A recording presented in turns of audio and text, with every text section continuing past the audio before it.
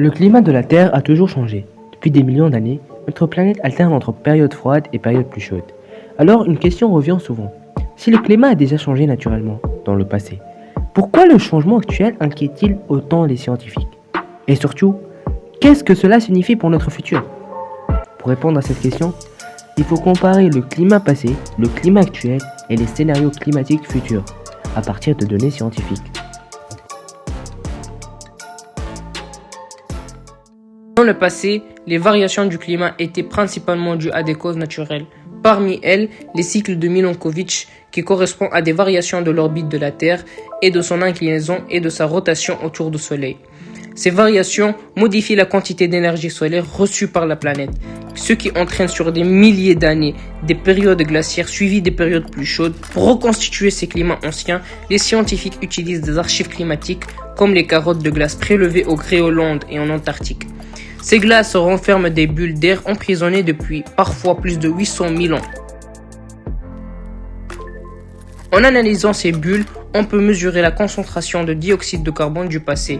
Les résultats montrent que le CO2 n'a jamais dépassé environ 280 parties par million lors des périodes naturelles les plus chaudes. Ces changements climatiques étaient donc réels, mais ils se produisent lentement, laissant le temps aux écosystèmes et aux espèces de s'adapter. Aujourd'hui, le climat change à nouveau, mais cette fois, les causes sont différentes. Depuis la révolution industrielle, l'être humain utilise massivement des énergies fossiles, comme le charbon, le pétrole et le gaz. Cette combustion libère de grandes quantités de gaz à effet de serre, notamment le dioxyde de carbone. En seulement 150 ans, la concentration de CO2 atmosphérique est passée de 280 à plus de 420 parties par million, une augmentation extrêmement rapide à l'échelle des temps géologiques.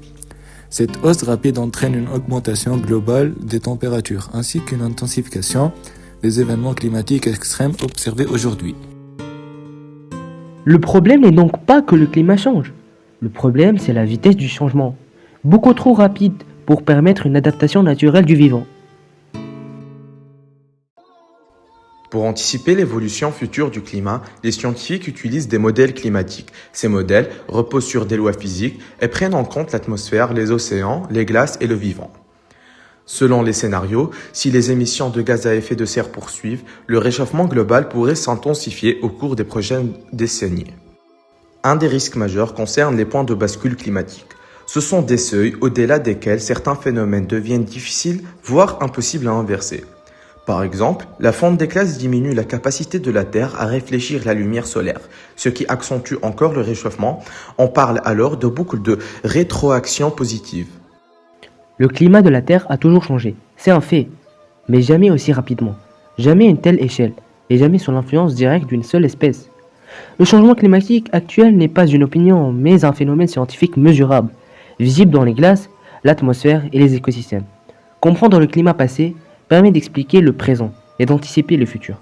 La question n'est donc pas de savoir si le climat change, mais comment nos choix d'aujourd'hui influenceront le climat de demain.